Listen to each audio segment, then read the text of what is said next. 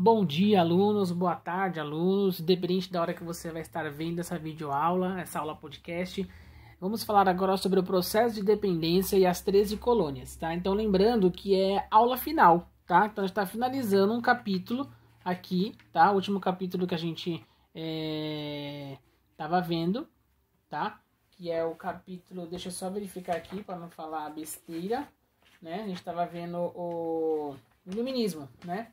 Então, tem todo o processo do iluminismo até chegar no processo de dependência das 13 colônias, que a gente vai falar um pouco sobre o primeiro local, né, independente, que foi a América do Norte e que se tornou os Estados Unidos, tá? Então, vamos lá. As leis e o movimento de dependência, né? Então, o processo de dependência. Vamos lá, vamos ver aqui na página 101. Na segunda metade do século XVIII, a Inglaterra baixou uma série de leis opressivas que afetavam duramente os colonos norte-americanos. Então, os colonos são os que já viviam lá, né? Os indígenas, povos que já estavam naquela localidade, tá? Só que eles eram, vamos dizer assim, sofriam opressões, né, do governo inglês, porque eram eles que tomavam conta na metrópole. Tá? Eis algumas delas. Então vamos lá. Então já falar sobre a lei do açúcar, a lei do selo, a lei do chá e a lei dos intoleráveis. Quando chegar na lei dos intoleráveis, essa vai ser a que mais vai. Vocês vão ver aí que mais deu problema pros ingleses, tá? Vamos lá. Primeiro, a lei do açúcar. Ela foi em 1764, tá? O que era essa lei do açúcar? Aumentava os impostos que os colonos deviam pagar sobre o melaço, o vinho, o café, a seda e o linho nos seus portos. Então, o que acontece? Quando os colonos recebiam isso, eles pagavam muitos impostos, né? Eles tinham que pagar. Então, isso quem colocava era o governo inglês, né? Então, dificultava muito na questão deles terem acesso a essas especiarias ou produtos, né? Também obrigava os colonos a comprar o melaço, né? Para fazer o rum das Antilhas inglesas. Então, eles também não podiam comprar de outros lugares. Eles eram obrigados a comprar dos ingleses, né? Para poder pagar os impostos somente para os ingleses. Antes, os colonos, eles compravam melaço de quem vendesse mais barato. Depois que a Inglaterra chegou lá dominando, eles não puderam comprar mais. Os colonos organizaram vários protestos, mas não foram ouvidos. Aí vem a Lei do Selo, que foi em 1765, no outro ano. Dizia que todos os contratos, jornais, cartazes, cartas e certidões que circulavam nas 13 colônias deviam receber um selo comprado do governo inglês. Então, mais uma forma, né, de imposto, de taxa, de coisas que eles inventam para poder estar, né, arrancando dinheiro dos colonos.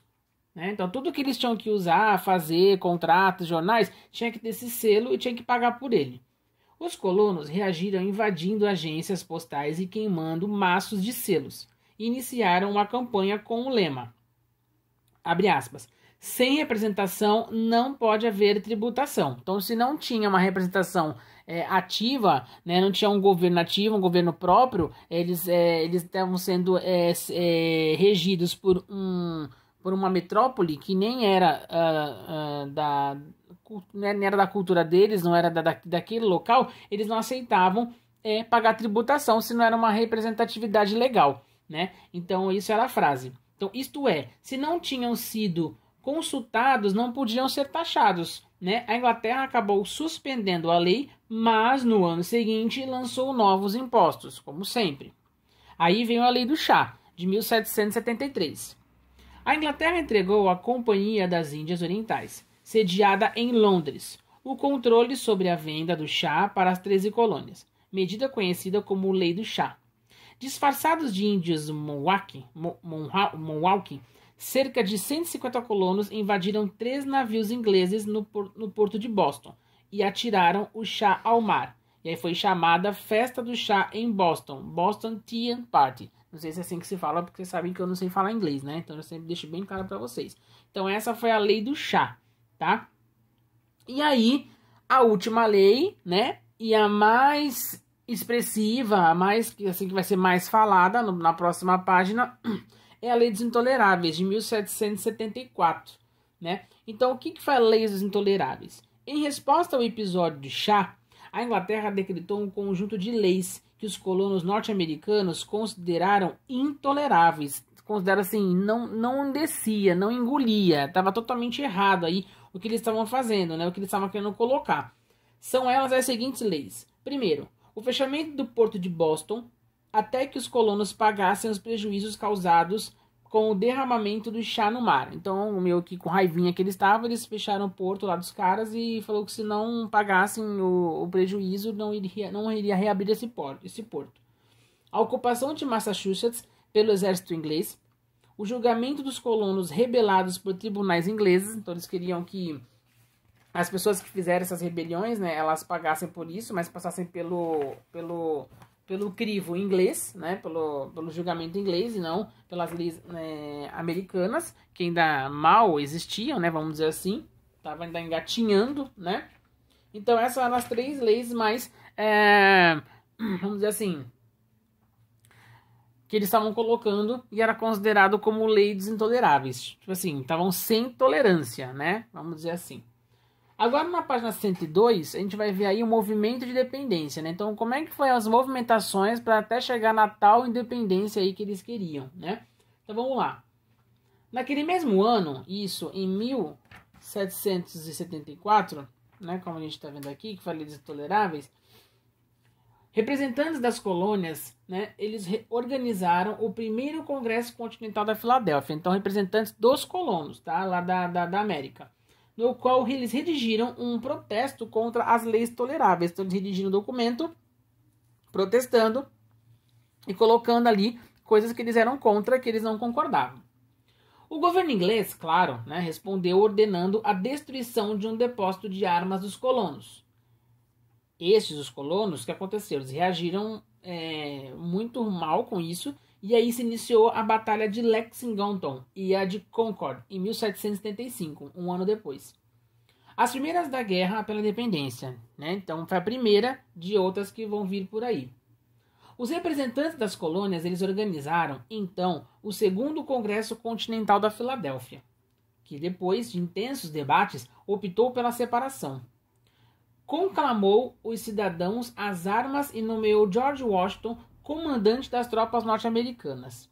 Aí quando foi lá em 4 de julho de 1776, ficou pronta a declaração de independência, por meio da qual eles declararam-se livres e independentes. Então eles criaram essa declaração, né, junto com o cidadão lá que eles optaram, quando separaram, né, no segundo congresso, então eles separaram, teve a separação dos representantes das colônias, né, colocaram George Washington como comandante das tropas. E aí, dentro disso, em 76, dentro dessa declaração de independência, né, veio a questão de, já a ideia de ser livres e independentes da metrópole inglesa. Então, se separar de vez da questão, né, dos ingleses ali usurpando, né, e atrapalhando a questão do desenvolvimento e se aproveitando das riquezas, das terras, né, enfim, de uma série de coisas aí que os ingleses eles eram expert, né, nisso, tá? Como outras nacionalidades também, que vocês já devem lembrar, como portugueses, espanhóis, enfim, vários países europeus, tá?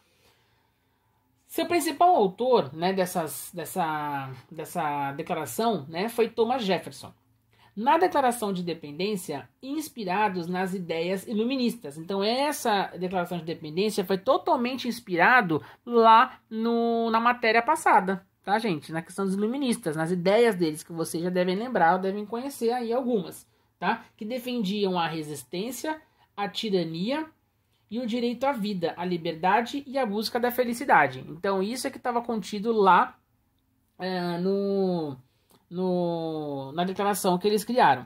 Gente, tá vendo aqui no slide que tem a pergunta 1, 2, 3 e 4? Então, não é para fazer no dia que vocês forem assistir isso, tá? O dia de videoaula é só para assistir a videoaula, que é a explicação, tá? Aí o exercício, ele sempre vem na outra aula. Aí vocês vão receber o slide, né, em imagem, em forma de imagem, e aí vocês vão lá e façam no caderno de vocês, tá bom?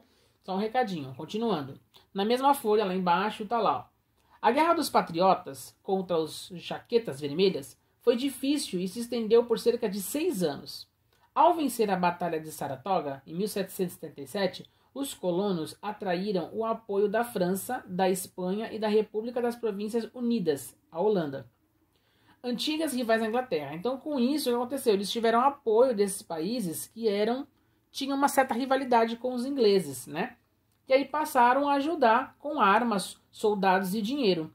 Aí com essa ajuda, né, externa, que veio para os norte-americanos, aí eles conseguiram vencer a luta lá em 1783, pelo Tratado de Paris. A Inglaterra, então, ela reconheceu a independência das 13 colônias, né, que é conhecido dos Estados Unidos, né, a América, mas é conhecido como 13 colônias, e aí e com isso foi o primeiro país da América a tornar-se independente, tá, das Américas. Então, os Estados Unidos foi o primeiro país a se tornar independente, ok, gente? Praticamente o Brasil foi o último, né, assim, na questão de toda a história, né, bem mais pra frente, tá? Ó, jaquetas vermelhas é um apelido dado aos soldados ingleses em razão da cor de seus uniformes, tá? Para quem ficou na dúvida aí ou tá procurando no livro, tá? Essa informação também tá lá no livro para vocês. Vamos falar agora no outro slide, ó. Constituição dos Estados Unidos, uma cidadania limitada, para refletir. Até imagina porque é limitado, né, gente? É bem fácil de entender. Vamos lá. Os Estados Unidos estavam livres, né? Era preciso agora organizar um novo país. Então estávamos livres, agora tem que colocar o quê? Colocar as coisas nos seus devidos lugares. Definindo os direitos, claro, e seus deveres de cidadãos, né? Então isso já começa a primeira organização aí. A Constituição dos Estados Unidos, ela ficou pronta em setembro de 1787 e é a mesma até os dias atuais. Embora ao longo do tempo tenha recebido algumas modificações, que são as emendas, né? Aqui no Brasil eles adoram colocar emendas para mudar várias coisas. A Constituição definia os Estados Unidos como uma república federalista e presidencialista, não federal e de presidenciáveis. Federalistas porque as ex-colônias, que passaram a ser estados, ganharam autonomia para criar leis próprias, organizar forças militares e pedir empréstimos no exterior.